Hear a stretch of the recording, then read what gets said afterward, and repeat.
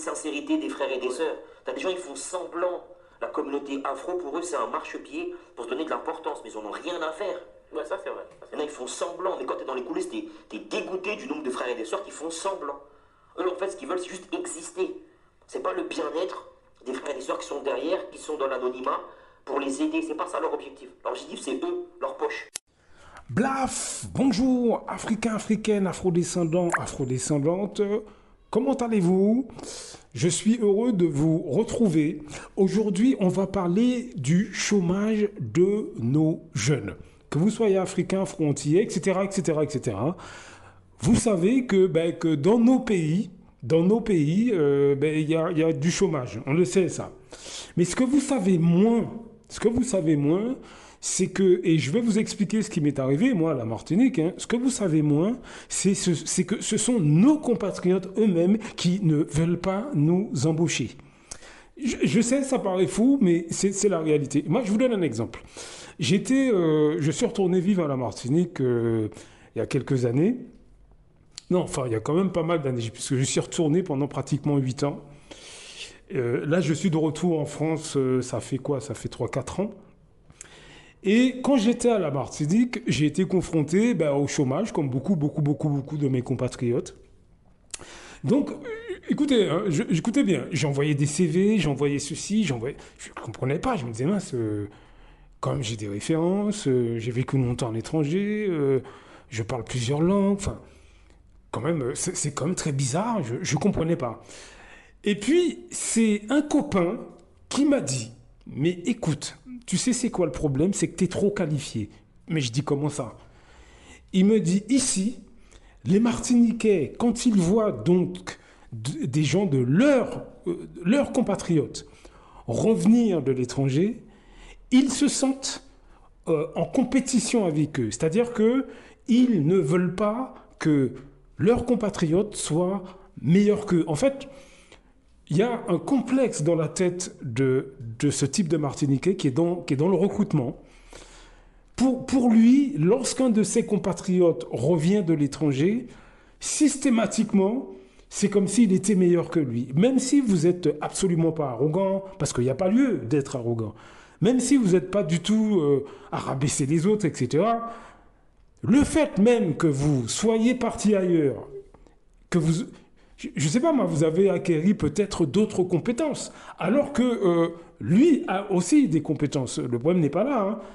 Mais le fait même que ce soit un compatriote à eux, quand vous revenez, par principe, il est en compétition avec vous. Mais ce que je veux dire, c'est que on se plaint qu'il y ait du chômage dans nos pays, mais je vous assure que c'est vraiment de la faute de beaucoup de nos compatriotes, hommes ou femmes, quel que soit le pays, puisque j'ai parlé avec des amis qui viennent de différents pays dans le monde, Afrique, Océan Indien, etc., etc., on retrouve les mêmes attitudes. Je vous assure que dans nos pays, ce sont nos compatriotes qui nous empêchent de travailler. Si vous pensez que j'exagère, je vous laisse écouter deux Martiniquaises. C'est sur la chaîne, c'est sur la chaîne Madi au pays. Et le titre de la vidéo, c'est Léa rentre au pays, décryptage. C'est une Martiniquaise qui discute avec celle qui organise la vidéo et qui explique un peu ses tentatives pour revenir au pays. Je vous laisse écouter, on en parle juste après. Opportunité aussi là-bas, et aussi le côté très obtus de mais il n'y a rien au pays. J'avais déjà tenté d'envoyer des CV juste pour voir, tâter le marché, mais à un moment donné, quand tu fais trop d'études et que tu es trop qualifié, tu te heurtes aussi au tu es trop qualifié. Et c'est un peu partout pareil, hein, mais ici c'est quand même assez gros où il y a le côté je ne vais pas t'embaucher parce que j'ai peur que tu sois meilleur que moi. Okay. Il y a un gros côté égo aussi là-dedans où il y a des gens ici qui ne sont pas forcément à leur place et qui n'ont pas envie que tu viennes et que tu prennes leur place. Voilà, tu checkes leur rôle. Je suis partie en Inde. Vous avez entendu, hein? Vous avez entendu, hein?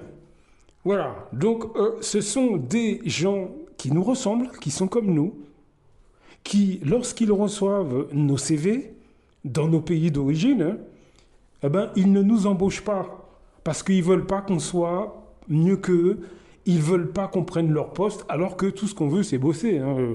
Je veux dire que quand j'étais à la Martinique, moi, tout ce que je voulais, c'est travailler. Moi, je ne suis pas là pour prendre le poste de quelqu'un, je m'en fous, moi, à la limite. Eh ben non, non. Et c'est en discutant avec d'autres Martiniquais, mais ce sont eux qui m'ont expliqué parce que je ne comprenais pas. Je disais, mais qu'est-ce qui se passe? Je ne comprends pas. Et voilà ce qui s'est passé. J'envoie un CV dans une boîte, qui fait... Enfin, je vais pas rentrer dans le détail. La nana qui donc me reçoit, qui s'occupe du recrutement, est martiniquaise.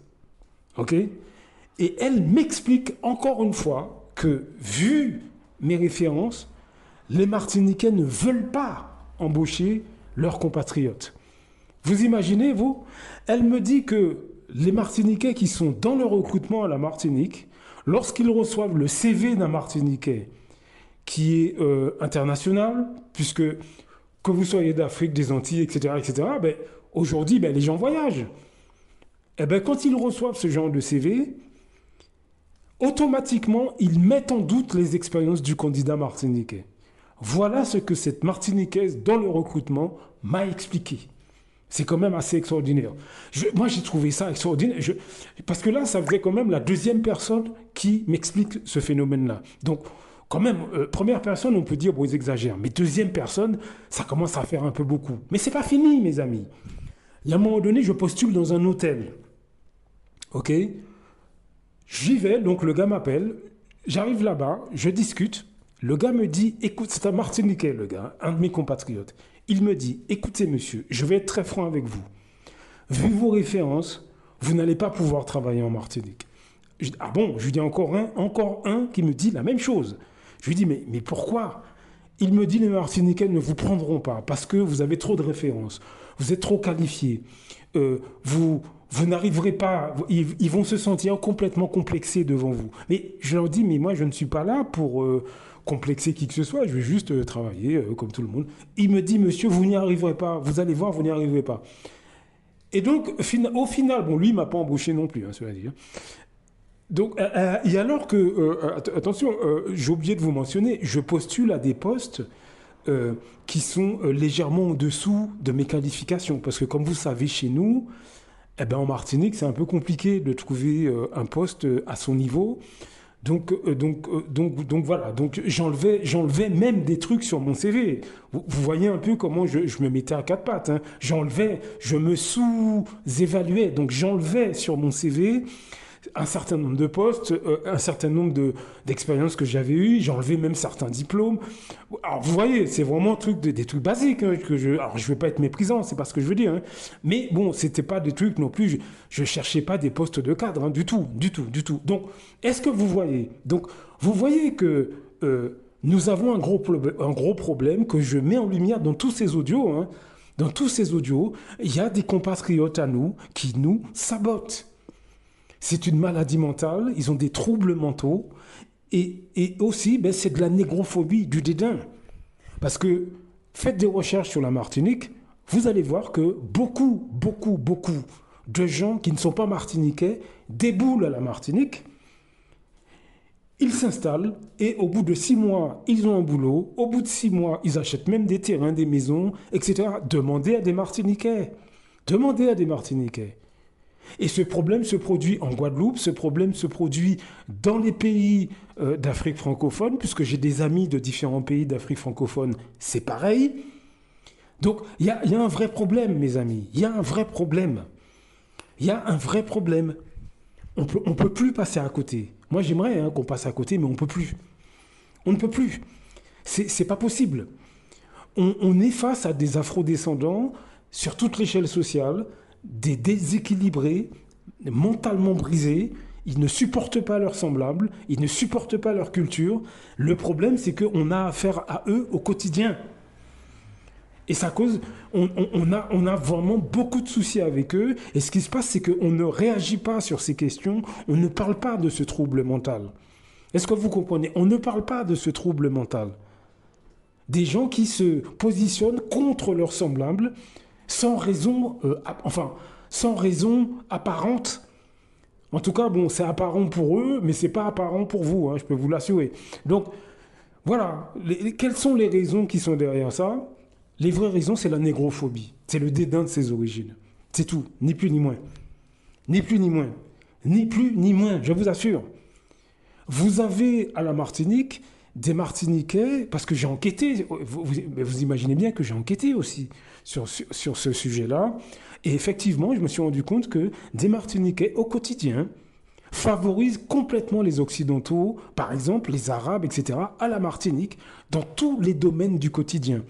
Lorsque, par exemple, des gens extérieurs au monde noir arrivent à la Martinique, vous avez une catégorie de Martiniquais, ce n'est pas tous les Martiniquais, attention, c'est une catégorie qui, dès que un Européen, un Arabe, etc., arrive, très rapidement, ils vont se mettre en quatre pour lui trouver un logement, pour lui trouver un boulot. D'ailleurs, même avant d'arriver, puisque j'ai été sur un certain nombre de forums où des Martiniquais interviennent et ils donnent des adresses, des numéros de téléphone aux gens extérieurs au monde noir qui veulent venir à la Martinique. Donc la personne, avant même d'arriver à la Martinique, elle a déjà des adresses, des numéros de téléphone, elle sait même déjà où dormir, parce que ce type de Martiniquais accueille ces gens-là chez eux, chez lui, vous m'avez compris. Hein.